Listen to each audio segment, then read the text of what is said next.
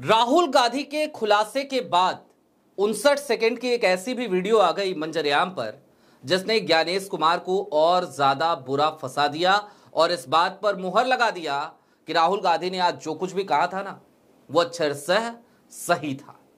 इसके अलावा आज की तारीख में ज्ञानेश कुमार को उनके सूत्रों ने भी बुरा फंसा दिया, चुनाव आयोग को उसके सूत्रों ने भी बुरा फंसा दिया। ये नई कवायद चल निकली है ना कि चुनाव आयोग जवाब नहीं देता है, उसके सूत्र जाकर मीडिया के कान में, माफ कीजिएगा उस मीडिया का हम हिस्सा नहीं है, मीडिया के कान में फुसफुसा के आते हैं और फिर खबरें चलती हैं। व्हाट्सएप ग्रुप बने हुए हैं, तो वहीं पर एक खबर आई, सूत्रों के हवाले से आई और ईसीआई के सूत्रों ने सेल्फ गोल कर लिया। सारी बातें जरा विस्तार से करने की जरूरत है ताकि यह समझ में आ सके कि आज की तारीख में मताधिकार पर कितना बड़ा संकट मंडरा रहा है और ये इस देश के लोकतंत्र के लिए कितना खतरनाक है। नमस्कार, मैं स्वप्निल और आप मुद्दा देख रहे हैं। दोस्तों, आगे बढ़े उससे पहले वही छोटी सी अपील। मुद्दा इन दिनों एक गंभीर आर्थिक संकट से जूझ रहा है। एक तरफ हमारे मेन बैंक अकाउंट को बीते कई महीनों से फ्रीज करके रखा गया है, जिसकी वजह से हम अपने ही गाढ़ी कमाई के पैसों को खुद इस्तेमाल नहीं कर पाते।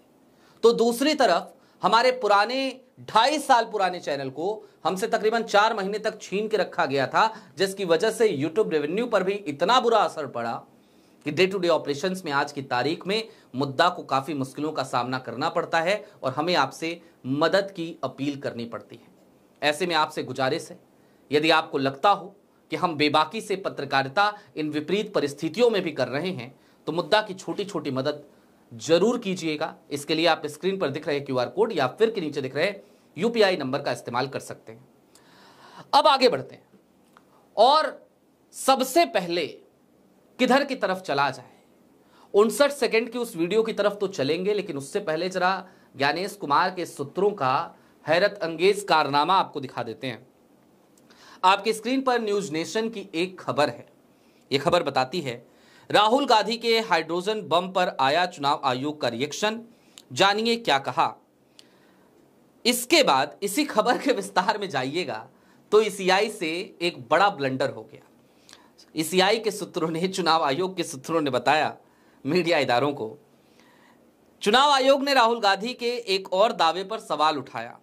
उन्होंने कहा कि राहुल गांधी ये दावा करते हैं कि डुप्लीकेट मतदाताओं ने भाजपा को वोट दिया, जबकि रिकॉर्ड से पता चलता है कि जिनके बारे में वो बात कर रहे हैं उन्होंने कांग्रेस को ही वोट डाला था। चुनाव आयोग ने आगे कहा कि जहां तक मकान संख्या शून्य का सवाल है तो ये उन क्षेत्रों में लागू होता है जहां नगर पालिकाओं या पंचायतों ने मकान संख्याएं आवंटित नहीं की हैं। दोनों ही बातों में चुनाव आयोग ने आज ज्ञानेश कुमार को ही खुद फंसाया। कैसे फंसाया? ज्ञानेश कुमार बार बार प्राइवेसी की बात करते हैं, निजता की बात करते हैं। याद है ना आपको वो लंबा चौड़ा डायलॉग, क्या हमें अपनी बहुओं बेटियों ब्ला ब्ला ब्ला की तस्वीरें सार्वजनिक करनी चाहिए, क्या नहीं करनी चाहिए? माफ कीजिएगा इस ड्रामेबाजी के लिए, लेकिन उनकी भाव भंगिमा इससे भी ज्यादा ड्रामे वाली थी उस दिन प्रेस कॉन्फ्रेंस में। रविवार के दिन की वो प्रेस कॉन्फ्रेंस, राहुल गांधी की पहली वोट चोरी पीसी के बाद, वोट अधिकार यात्रा की शुरुआत उसी दिन हुई थी। तो वही ज्ञानेश कुमार जो ये कहते हैं, निजता की बात करते हैं, आज की तारीख में ये बता रहे हैं कि जिन डुप्लीकेट वोटर्स की बात राहुल कर रहे हैं ना, उन्होंने कांग्रेस को वोट दिया था। इन्हें कैसे पता कांग्रेस को वोट दिया था? कैसे पता? ये एक बड़ा सवाल है ना, है या नहीं है? क्या चुनाव आयोग को यह पता है कि स्वप्निल श्रीवास्तव जा रहे हैं मतदान करने, तो वो किसको मत देकर आएंगे? नहीं होना चाहिए ना, क्योंकि चुनाव मताधिकार ये मेरा हक है और गोपनीयता मेरी यहां बनी रहनी चाहिए। उसके बावजूद ज्ञानेश कुमार के सूत्रों ने ज्ञानेश कुमार को यह कह के फंसा दिया कि उन्हें तो पता है कि जिन डुप्लीकेट वोटर्स की बात कर रहे हैं उन्होंने कांग्रेस को वोट दिया था। अब कैसे पता है? ज्ञानेश कुमार को इसका भी जवाब देना पड़ेगा। आगे बढ़िए। याद है वो वही पीसी, बड़े ड्रामेबाजी के साथ एक और बात कही गई थी, इस देश में बहुत सारे लोग सड़क पे रहते हैं, बेघर हैं, हर कोई आप जैसा भाग्यशाली नहीं है जिसके पास घर हो।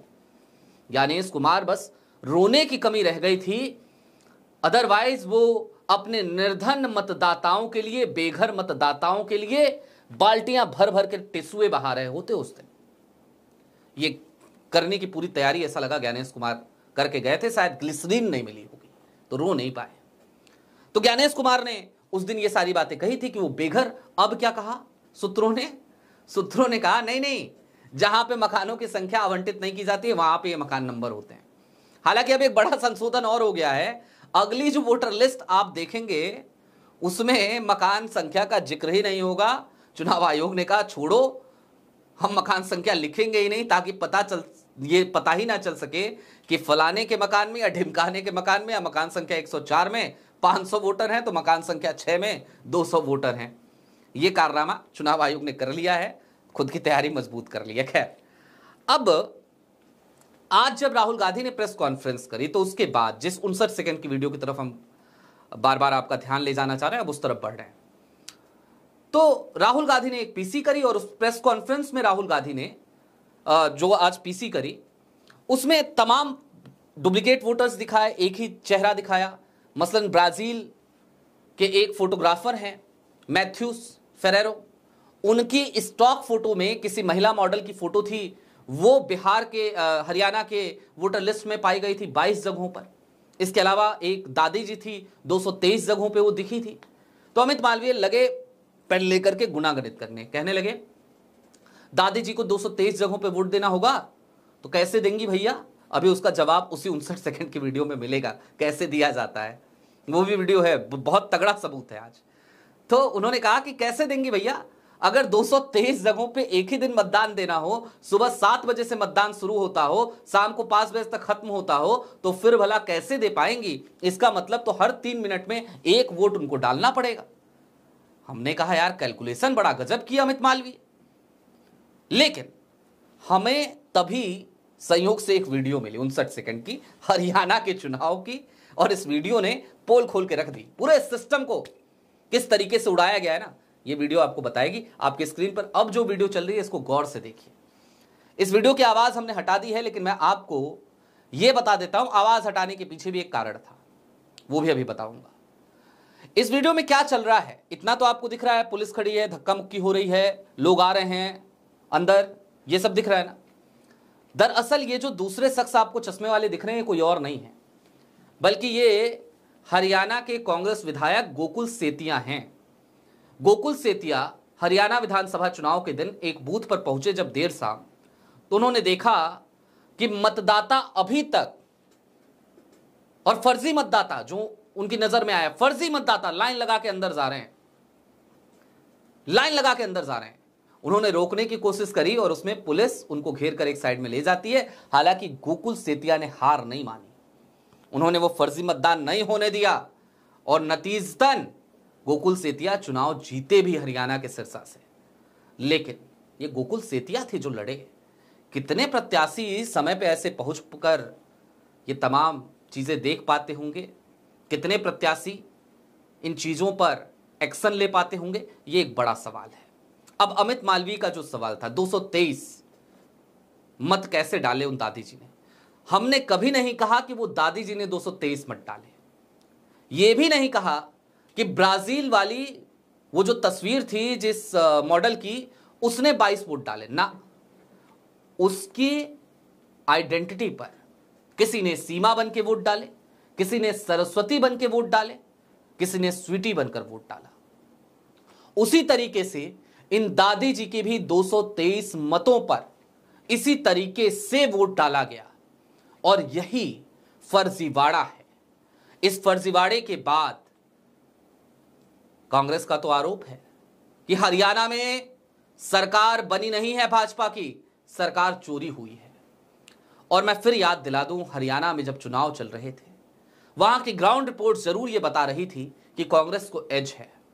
हालांकि कांग्रेस की खुद की भी तमाम गलतियां वहां पर रही, कांग्रेस की खुद की गुटबाजियां, कांग्रेस के कुछ नेताओं का, चंद नेताओं का एक अहंकार, कांग्रेस के भीतर बैठे हुए तमाम स्लीपर सेल्स, टिकट बंटवारे में तमाम तरीके की धांधलियां, इन सब के बावजूद भी कांग्रेस वहां पर सरकार बना सकती थी। यह भी एक सच्चाई है, इस बात को भी नकारा नहीं जा सकता। लेकिन आज की तारीख में अब जरा खुद सोचिए, ये जो सबूत आपको हमने दिखाए, पहले तो ज्ञानेश कुमार के सूत्रों का, ज्ञानेश कुमार को ही, चुनाव आयोग को ही सेल्फ गोल कर जाना, और दूसरी तरफ 59 सेकंड की वो पुरानी वीडियो जिसने ये बता दिया कि भैया कैसे उस महिला ने 22 वोट डाले होंगे और कैसे उन दादी जी ने 223 वोट।